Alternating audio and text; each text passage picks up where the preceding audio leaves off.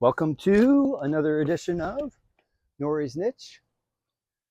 Today I'm going to do a series of 7 tricks. These are 7 tricks that were recommended by Dub. I've asked some riders to give me what they think would be the most important tricks for a beginner flatland. And I think this is essential because I'm going to ask both current riders that are competing and in the circuit, and even older riders that have been around for a while.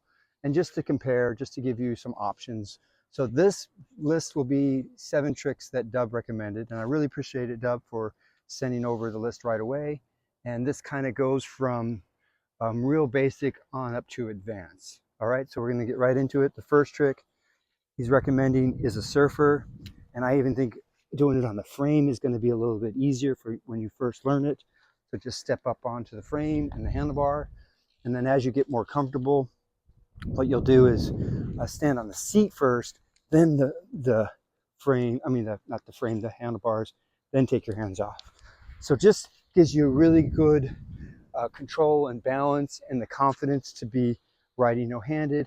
And you can control the handlebars by basically your foot, if it's positioned in the crossbar just right, like so, and pressing a little bit at an angle like this, it's going to help to control it. The next trick is a bar spin. A couple different ways to do it that I'm going to demonstrate. First one is I just turn my right hand around, I come to almost a stop, and then I spin the bars. That's the first way that I think I learned it. The next way is a little bit easier in some ways because you can lift up and spin the bars. You don't have to come to a stop. So that's the basic bar spin. Pretty simple, not a lot I can tell you. Just be conscious about when you go halfway, it's pretty easy to go over the bar. So you want to really commit and just throw it quickly. When you lift it up and do it from the pegs, again, I just like to throw it and catch it with that same hand. So that's the bar spin. The next one he called a basic trick, which is like a fork wheelie, but you're not picking up the back wheel, which I used to call fork wheelie, but he was calling it backward steamroller. So it's basically like so, just to be able to control rolling on the front wheel. You can do it either with the brake or without the brake. So I use the brakes on most of my tricks. So this is what it would look like without the brakes. You're just gonna kind of commit more to that spin into it. And then I use my foot to kind of slow myself down back to the pedals. So that's just a really good trick to learn to start to work on front wheel tricks. The next one he wanted to recommend is a peg wheelie. So I use my right foot as the balance one. So I'm going to swing my right foot and just try to pick up and roll on the peg like so. Demonstrate that one more time. So I'm going to kind of swing, pull my arms up, and just coast for as long as I can. Again, this will help with rear wheel tricks. And I think that's kind of what Dub was thinking about these 7 tricks, is what you want to really be able to cover, both front wheel, back wheel, balancing, and then these will evolve into more tricks as you go. And then the next one, I have to look at my list to make sure I get it right. Oh yeah, so it's the backward steamroller, which I used to call it fork wheelie, but let's call it a backward steamroller. So you're going to go like so, and then you're just going to pick up your back wheel this time by holding the seat. So later you can learn forward steamrollers, where you do a half lash into it and grab the seat. But that's a backward steamroller. Another way you can get into it is you could do a little what I call a smoothie into it. So you can smoothie, oops, maybe you can't do it that way. You can smoothie into it like so, and then lift it up. Okay, and then the next trick, as we're getting a little bit more advanced, is a Hangfive.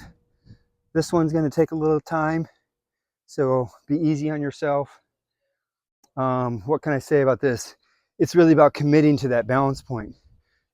I do tap the brake, but you don't need to. it's really about hitting that balance point. So what I would do is put my left foot on the peg. I lean back, I tap the brake, but you don't need to. You have to force your bars all the way to that balance point, and you're kind of locked in with your leg, your arms, and your seat. All three are like kind of equal pressure to lock it in. Let me see if I can do a nice, good, steady one.